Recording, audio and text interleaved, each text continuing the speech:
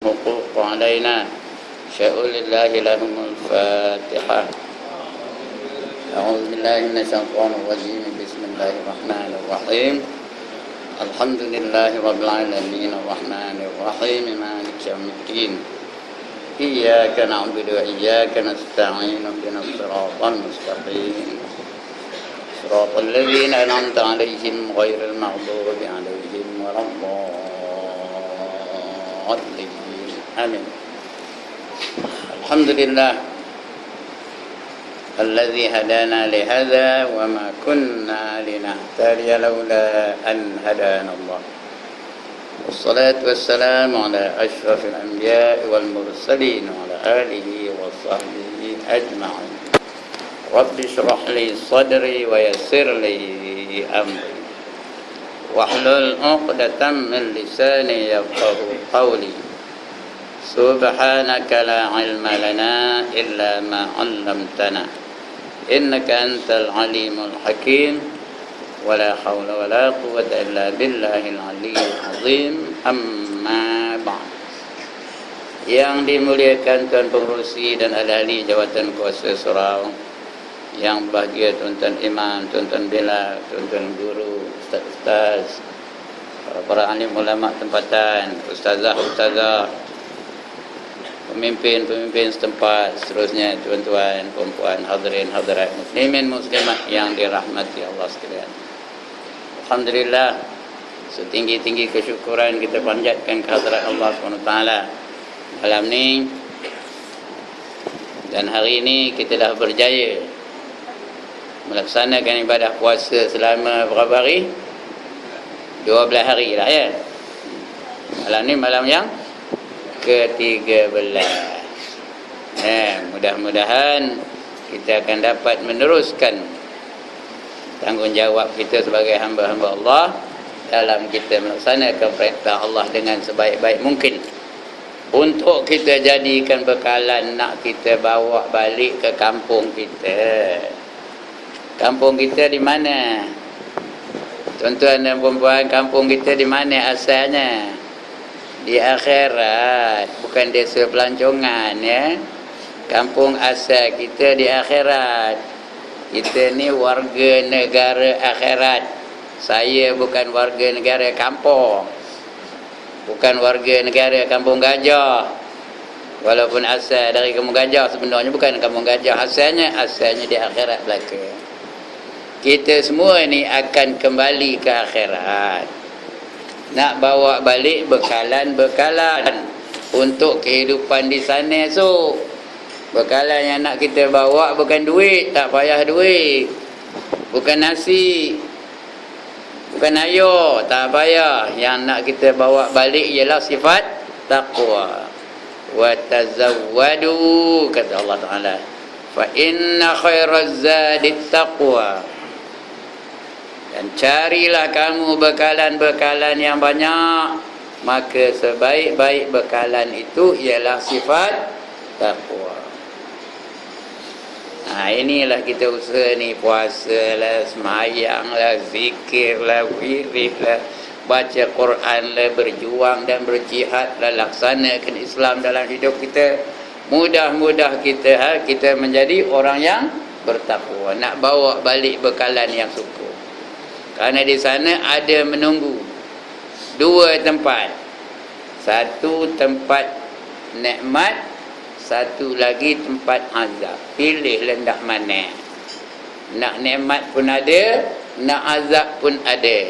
Inna hadainahu sabil imma syakiran wa imma kafura. Sesungguhnya kami tunjukkan kepada kamu jalan, sama ada kamu nak jadi orang yang syukur atau jadi orang yang kufur. Sana menunggu. Sekarang kita berada dalam dunia, belum sampai ke sana lagi. Dan antara dunia dan akhirat ada sempadan.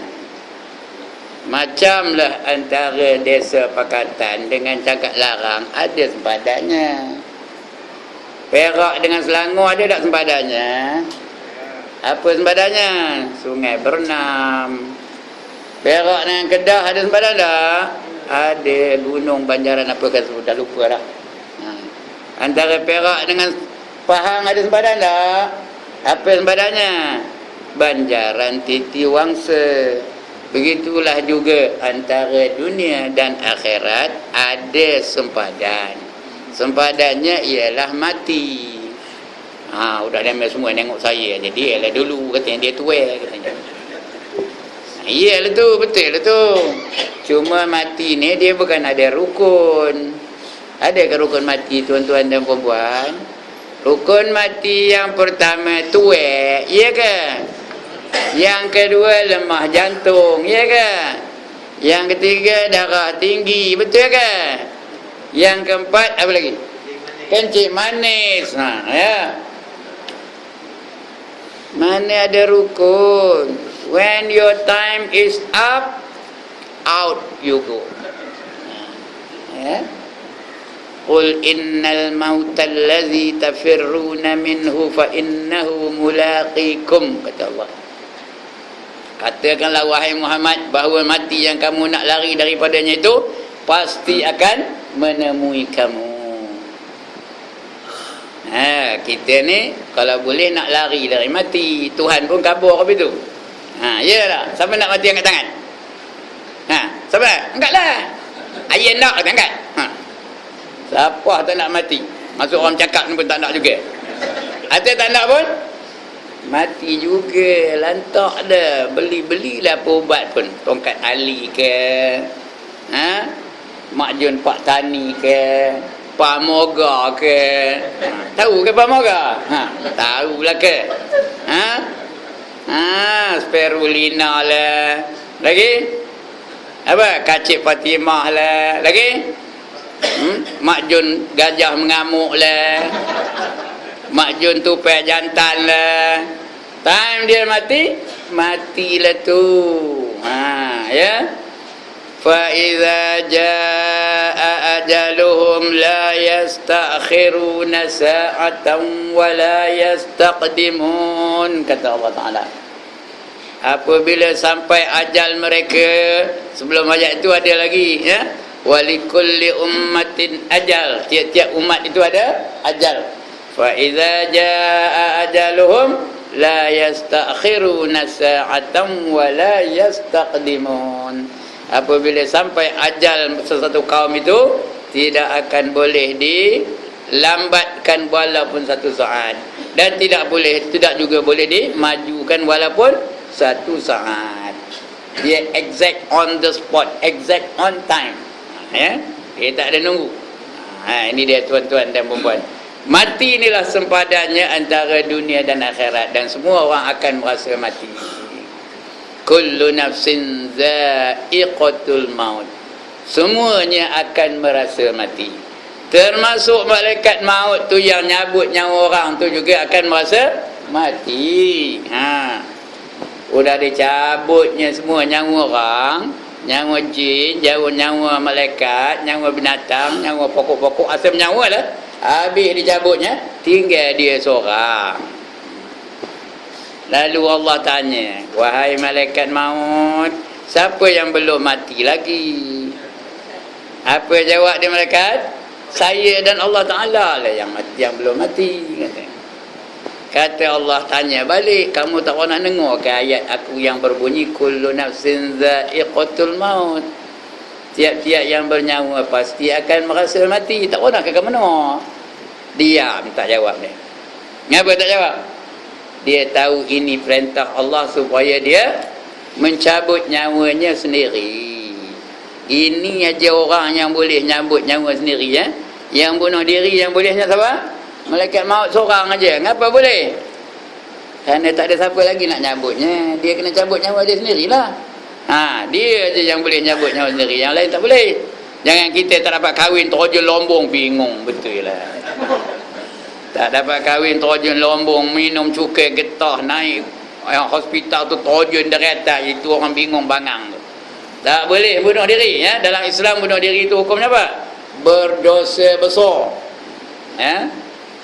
Berdosa besar. Yang boleh bunuh hanya Allah saja yang boleh menyabut nyawa kita dengan memerintahkan kepada malaikat maut. Jadi malaikat maut dengar itu dia tak jawab, dia pun cabut dia nyawanya sendiri. Punya sakit. Aduh. Oi, ya, kalau aku tahu kopi ni sakit nak mati tu, tak aku siom buat kerja nyabut nyawa orang katanya. Tahu? Ha. Rupanya malaikat maut tu orang kampung gajah. Ini dia nak mati ni tuan-tuan dan puan. Malam ni saya nak cerita mati, lantak dah dia gemar ke tak gemar ke lantak. Ha, ya. Tuan-tuan dan puan-puan, 40 hari sebelum seseorang itu nak mati, malaikat dah tukar nama dia. Tak ada lagi namanya Ibrahim, Ahmad, Hasan, Maimunah, Roqiyah, Zainab, Hamidah. Tak ada kena seorang pun. Tak ada kena seorang ya? Seorang pun tak kena. Siapa nama dia sebenarnya? Ha. Tak ada lagi sebut nama itu. Semua dah dapat satu nama je. Pakai satu nama, iaitu mayat. Everybody will be called mayat by the malaikat. Ha, ya. Dia akan menyebut, dipanggil seorang-seorang, wahai mayat, katanya. Aku malaikat yang menjaga makanan kamu. Aku telah mencari di seluruh dunia ini kalau ada sedikit makanan untuk kamu, tetapi bahagianmu sudah habis, wahai mayat. Kemudian kedengaran pula lagi seorang malaikat yang lain, wahai mayat, katanya, aku malaikat yang menjaga minuman kamu. Aku telah mencari di seluruh dunia kalau ada setitik air untuk kamu minum, tapi bajet kamu dah habis, wahai mayat. Tahu ke bajet? Peruntukan kamu dah habis, wahai mayat, katanya. Kemudian seorang lagi pula menyeru dari langit, wahai mayat, aku malaikat yang menjaga pernafasan kamu. Aku telah mencari di seluruh dunia kalau ada sedikit udara untuk kamu bernafas, tapi tiada lagi bahagianmu, wahai mayat. Seorang lagi pun berkata juga, wahai mayat, aku malaikat yang menjaga pergerakan kamu. Aku telah mencari di seluruh dunia ini kalau ada satu langkah lagi untuk kamu melangkah di dalam dunia ini, tapi bahagian kamu sudah habis, wahai mayat. Dia menyeru dari langit. Semua makhluk dengar, kecuali manusia dan jin. Dua ni tak dengar. Yang lain tu dengar. Lembu dengar, kobra dengar, kambing dengar, keredik dengar, anjing dengar, ayam dengar, itik dengar, ikan keli dengar, ikan ruan dengar, ikan talipia dengar, ikan peret dengar. Tahu ke ikan peret? Semua dengar. Itu yang orang tu lalu tu tegur dia lembu tu. Oh, kata lembu. Itu 4 hari je lagi tu. Tuan-tuan dan puan-puan, apakah sekarang ini mustahil bahawa salah seorang atau salah dua atau sebahagian daripada kita ni sedang dipanggil mayat oleh malaikat? Is it impossible that one of us are being called mayat by the malaikat? Kerti kita macam orang putih ni. Apakah mustahil sebahagian daripada kita ni dah dipanggil mayat oleh malaikat? Dah nak menengok saya balik. Dia lah tu katanya. Ya lah tu, betul lah tu. Tapi mustahil ke yang muda-muda tu dipanggil mayat juga? Mustahil ke tak? Ini dia tuan-tuan dan perempuan ya. Kemudian apabila sampai saat nak mati tu, tak boleh nak diubah lagi dah. Ketentuan Allah tetap berlaku ya. Orang-orang yang derhaka bila nak mati tu dia minta tangguh ya. Bila nak mati datang malaikat maut tu dia nak tangguh. Qala rabbi laula akhartani ila ajalin qarib fa asaddaqa wa akum minas salihin, kata dia. Berkata orang tu, ya Tuhanku, akhartani, lambatkanlah sikit. Kerana lambatkanlah sikit ajalku yang dah sampai ni. Kerana dah dekat benar ajal yang qarib. Aku nak fa'asaddaqa wa akum, aku nak bersedekah dan aku nak jadi orang yang soleh. Fa'asaddaqa wa akum minas solihin, aku nak jadi orang yang soleh. Sebelum nak mati tu nehin aja, jenuh tok Bilal azan, hayya ala solah, nehin aja haram siwa. Bila dekat nak mati baru baru nak semayang, baru nak sedekah, baru nak beramal soleh. Apa jawab Allah? Walan yuakhirallahu nafsan idza jaa ajaluha. Apa katanya? No way, nothing doing, kata Allah. Tak ada harapan. Lan, Allah gunakan lan.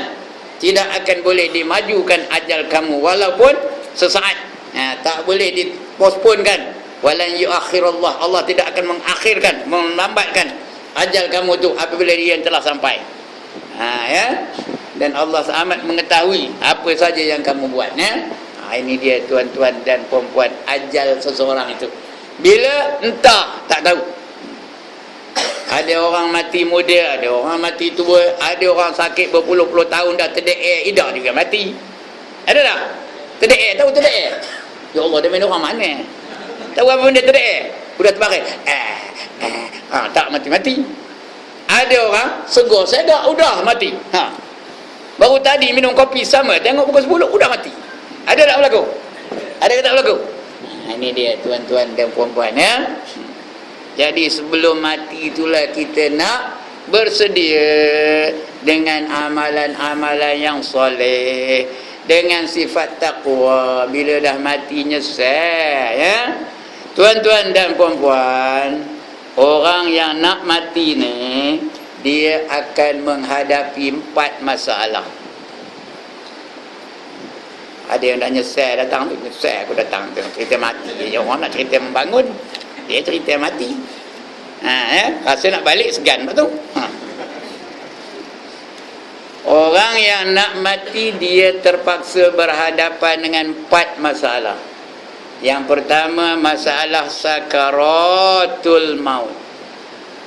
Yang kedua masalah dia nampak malaikat maut dengan rupanya yang asal.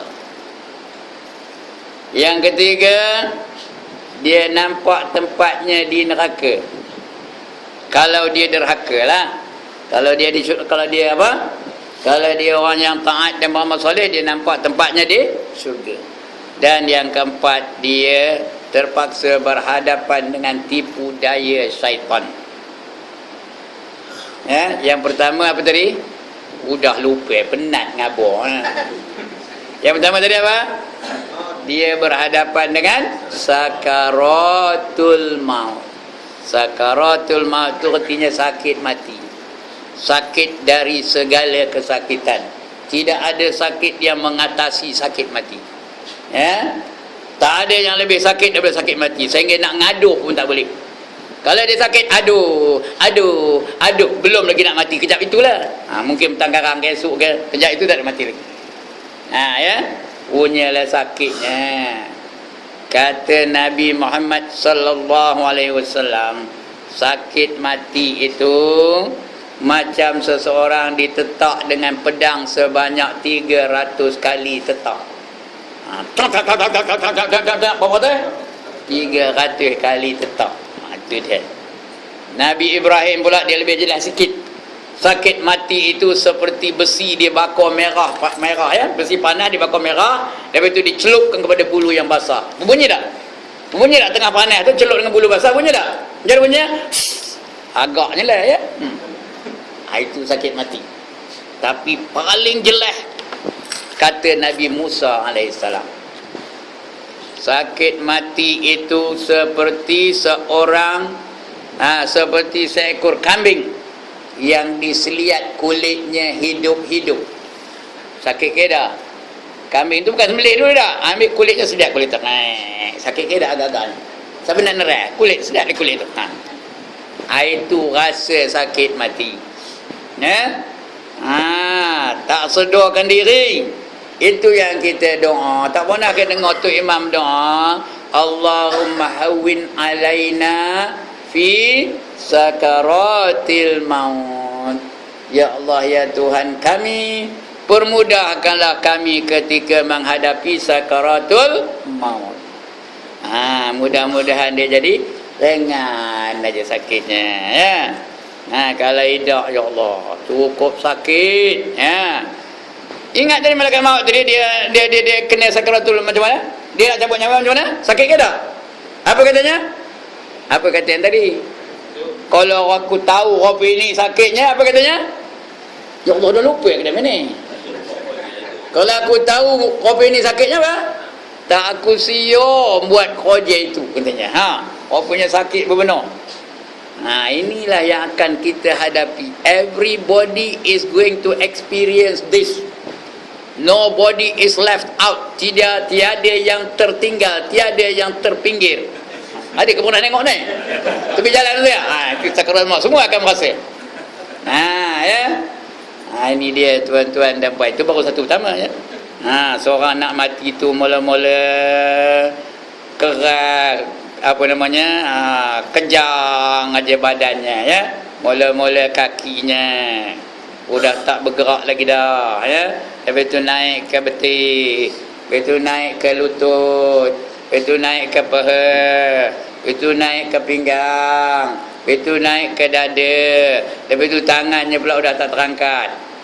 Ketika itu dia baring tu dah tak ada ruang lagi antara badannya dengan tikar tu dah. Rapat penuh dengan tikar tu. Lepas tu sampai ke kerongkongan, sampai kerongkongnya. Ketika itu kita tak boleh apa, tak boleh buat apa. Tak boleh nak buat apa. Falaula iza balaghatil hulqum wa antum hina idzin tanzurun, kata Allah. Apabila nyawa itu sampai ke kerongkongan, maka kamu tak boleh buat apa, hanya kamu lihat aja. Doktor pun tak boleh buat apa. Dalam surah apa? Al-Waqi'ah. Tadi tu Imam baca Al-Waqi'ah tadi. Tapi tak sampai ke situ lah, dia baca sekat je tadi. Ya. Kalau dah nyawa sampai ke kerongkong, kita tak boleh buat apa. Ya. Tengok aja, doktor pun tengok aja, tok pawang pun tengok aja, tak boleh nak buat apa. Orang tu pun lagi tak boleh buat apa, tengah kok. Ya. Tuan-tuan dan puan-puan, orang nak mati ni kalau ikut kitab tu lah, ada tandanya. Tanda baik pun ada, tanda jahat pun ada. Tanda baik orang yang mati tu, yang pertama terbit air matanya. Yang kedua keluar peluh dari badannya. Yang ketiga kering bibirnya. Itu tanda mati baik. Tanda mati jahat, yang pertama merah padam mukanya. Yang kedua berbuih-buih mulutnya. Yang ketiga menggelegak suaranya seperti orang kena cekik. Ini dalam kitab. Ya, tanda-tanda aja. Jangan lepas ini nengok orang berbuih mulutnya, "Hai, ini nak pakai mana esok je?" Jangan harui. Ini nak pengetahuan kita aja. Saya bacakan kitabnya di sini. Tuan-tuan boleh semak kitab yang bernama Sairus Salikin. Ada situ. Itu tanda baik dan tanda jahat. Kita nak baik ke jahat? Udah diam aja. Nak baik ke jahat? Nak baik lah. Apa doanya?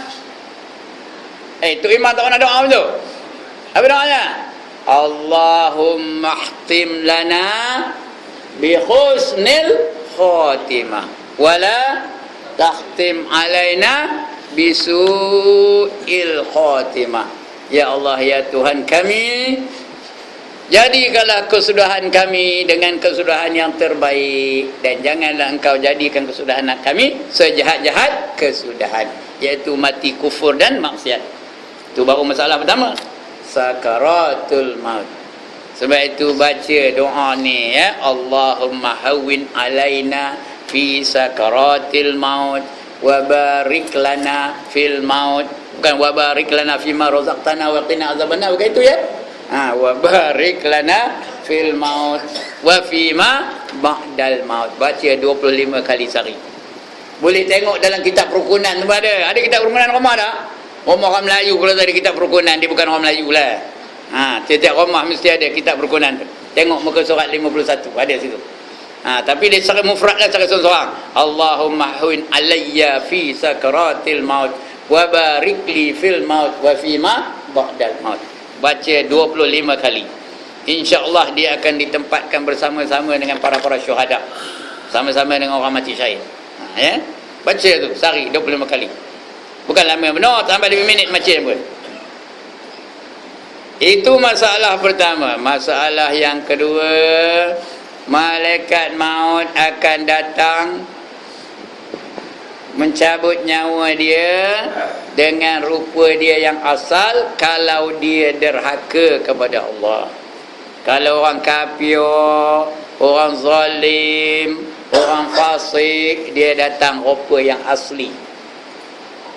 Tapi kalau orang tu beriman dan beramal soleh, dia datang menyerupai seorang pemuda yang handsome, lemah lembut, suaranya pun lemah lembut aja. Dia datang minta izin pula tu, wahai kekasih Allah, saya ni datang dengan perintah Allah, izinkan saya mencabut nyawa tuan. Kita pun silakanlah katanya. Dia pun cabut selembut-lembut mungkin. Tapi sakit ke tak? Sakit ke tak? Siapa yang paling dikasihi oleh Allah? Nabi Muhammad sallallahu alaihi wasallam. Macam mana baginda ketika cabut nyawa, sakit tak? Sakit, bawa peluh-peluh. Menahan sakit mati, menangis anaknya Siti Nurhaliza, ya. Siapa nama anaknya? Siti Fatimah. Menangis nengok ayahnya menderita sakit mati. Lalu baginda berdoa. Agak-agak apa doanya? Ya Allah, mudahkanlah, janganlah sakit begitu kan? Tidak. Apa doanya? Ya Allah, ya Tuhan kami, ya Allah, ya Tuhanku, kalau beginilah dahsyatnya sakit mati, kamu kumpulkan sakit mati segala umat aku dan biarkan aku seorang saja menanggungnya, jangan kenakan kepada mereka. Nampak tak? Tanda apa tu? Tanda apa? Kasihnya Muhammad kepada umatnya. Dia tak nak kita menderita sakit mati. Tetapi yang ini tidak diterima oleh Allah. Rupanya ada juga doa Nabi Muhammad tak terima, ya. Yang ini tak terima dia Allah. Kalau dah kita tengah seronok kakak. Ya. Tengah nari deng dong deng dong deng. Ya. Mujurlah. Ya. Tengah berjoget dari Melaka ke negeri Pahang, singgah di Johor beli barang adong. Mujur lah tak terimanya. Tapi kalau orang tu kaki maksiat, orang kafir, orang munafik, orang zalim, orang fasik, dia datang rupanya yang asli.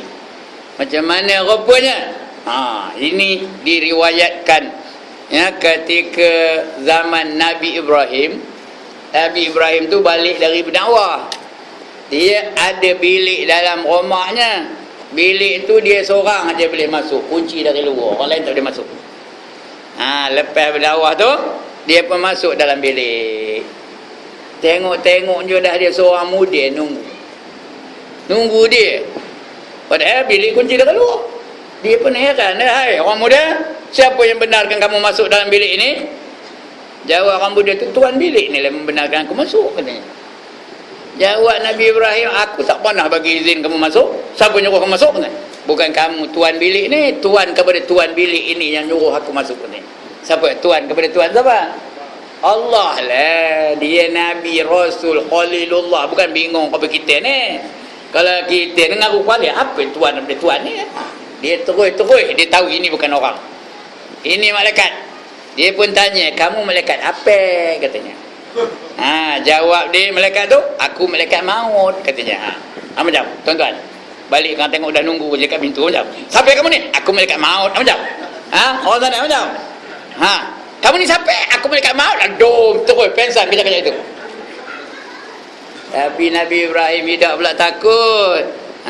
Dia pun bertanya, wahai malaikat maut, kamu datang ni nak ngambil nyawa aku ke? Ataupun kamu saja nak ziarah? Kata malaikat maut, aku datang nak ziarah saja, bukan nak ngambil nyawa kamu. Ya. Hari ni aku cuti, off day, kata. MC, katanya. Jadi aku tak adalah kerja hari ni. Ya. Jadi itu aku datang kepada kamu. Maka bersembanglah dia. Agaknya apa sembang dia agaknya? Apa sembang nama agaknya? Kamu ni menegak ke melentang? Apa itu ke? Ha? Apa sembang nama? Ha, tadi mancing dapat ikan telepia ke ikan kawan? Apa itu ke sembangnya? Tak ada. Mereka sembang membesarkan Allah Ta'ala, ya. Ha, tengah sembang tu kata Nabi Ibrahim, wahai malaikat maut, cuba kamu tunjukkan rupa kamu yang sebenarnya. Aku kepingin benar nak tengok rupa kamu. Mana ke rupanya? Ha, ya. Ha, kata dia malaikat maut, jangan, tak lalu kamu tengok aku, katanya. Ha, kata Nabi Ibrahim, tolonglah aku nak tengok juga. Ayin tak juga. Ha, dia ayin tak juga ni payah, ya. Oi, senang ke ngobatnya? Ayin tak juga, katanya. Jangan, dia tu bukan lalu ayin tak Abang Hassan juga, katanya. Ada ke Abang Hassan tu ni? Tak, ada adik-adik lah. Ha. Ha, jadi Nabi Ibrahim kata, saya tak juga, kamu tolong tunjukkan apa kamu, kata. Baik, kata dia malaikat maut. Kalau kamu nak tengok aku, tak apa. Kamu pandang dinding. Bila aku kata pusing, pusing. Ha, dia pun tengok dinding. Lepas tu pusing, kata malaikat maut. Dia pun tengok malaikat maut tu. Tengok dom pengsan. Nabi boleh pengsan. Tak, kalau kita tak payah cabut nyawa dah pancut nyawa dah. Ini Nabi pengsan. Rasul pula tu. Kenapa? Berubah wajahnya. Kejap-kejap itu bertukar rupanya. Udah jadi hitam legam. Ya, rupa hitam, rupa tak tahu dah ngabur, hitam legam dah. Rambutnya kusuk mata, berputar-putar. Ha, berputar-putar. Rupa rambut eliket. Ada tengok eliket? Ha, apa itu? Putar-putar. Ha. Lepas tu pakaiannya pula busuk, compang-comping pula tu, hitam legam. Lepas tu keluar asap dan api dari mulutnya. Ha, itulah rupanya malaikat maut nak nyabut nyawa orang yang derhaka. Wahai musuh Allah, kembali kamu kepada kemurkaan Allah. Rap, dicabut nyawanya. Ha, yang ini kita takut ni, takut kita kena apa itu. Ha, sebab itu kita kena bersedia dengan amal yang soleh sebelum ini berlaku. Itu baru yang kedua. Sudah berapa minit dah? Dah 32 minit. Lalu kita menunggu lagi ni? Udah ya? Ha, lalu nunggu ke udah? Habis dah. Ha, habis kan? Ya, okey. Hantarlah. Lalu nunggu sampai pukul 12. Ha, sampai lalu tunggulah saya balik.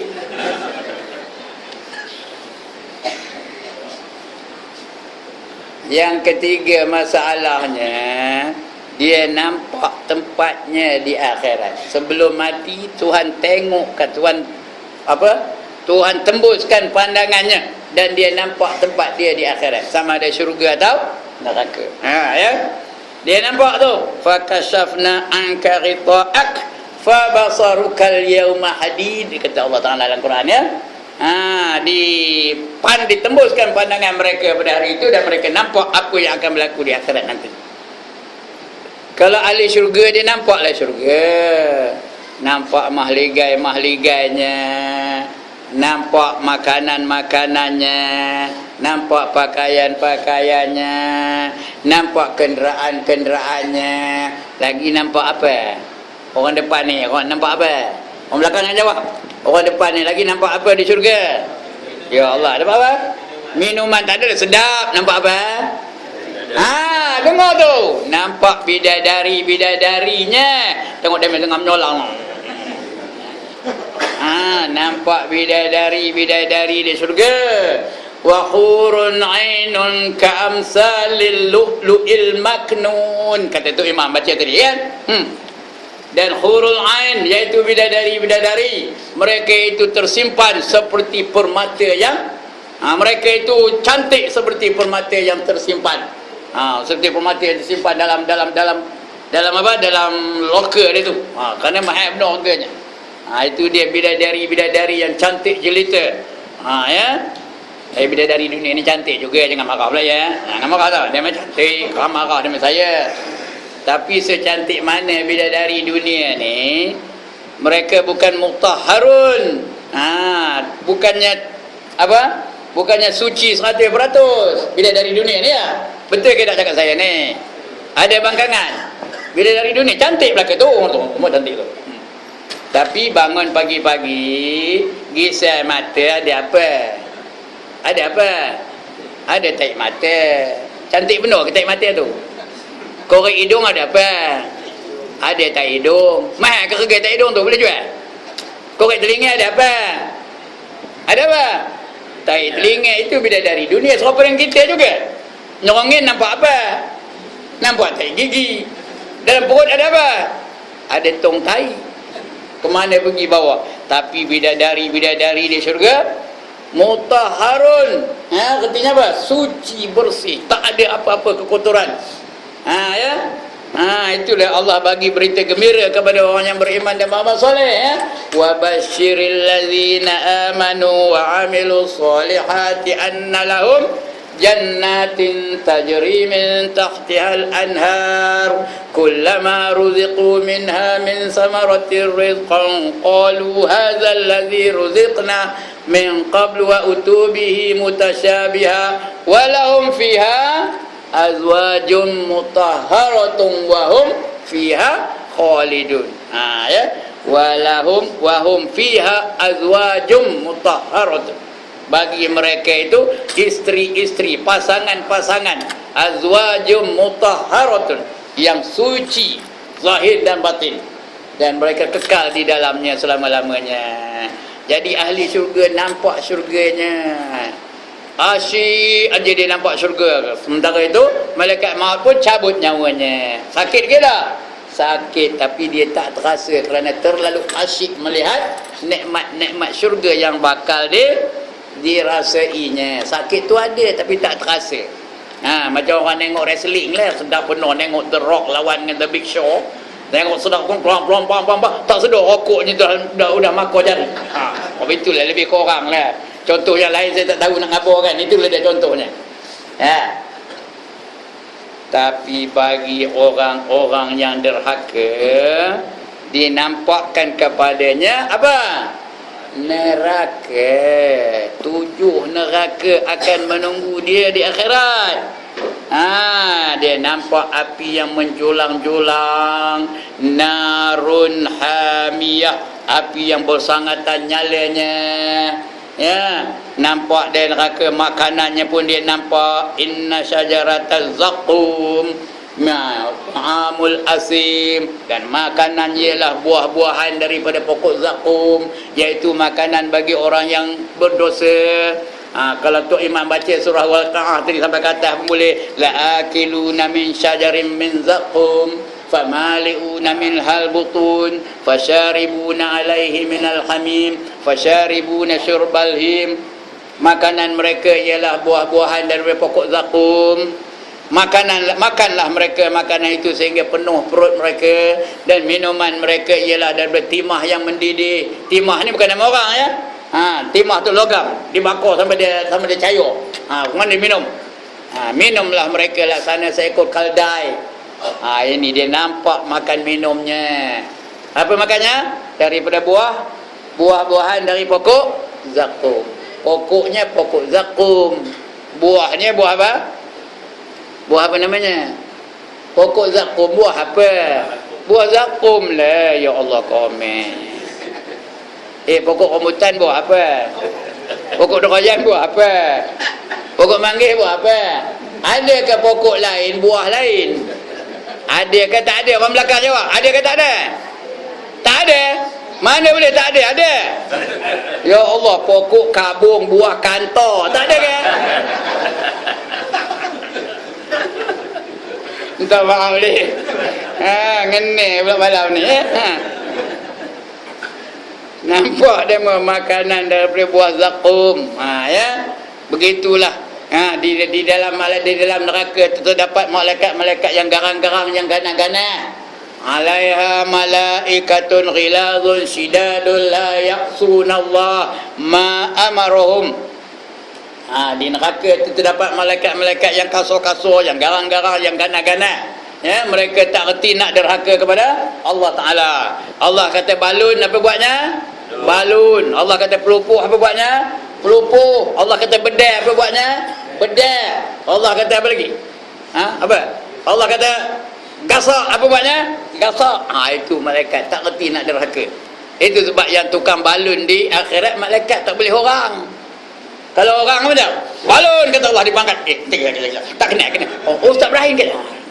jalan lagi ya. Yang ke bawah tau, ustaz seorang ni kita. Itu kalau manusia. Kalau malaikat tak pedulinya, balun lah, bedal lah.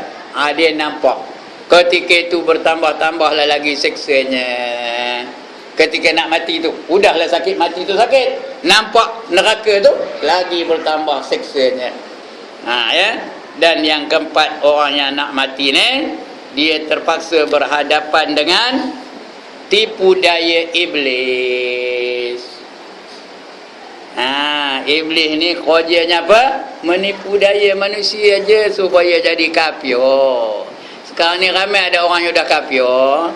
Yang amat ramai dah tahu. Tapi tak istihar ajalah.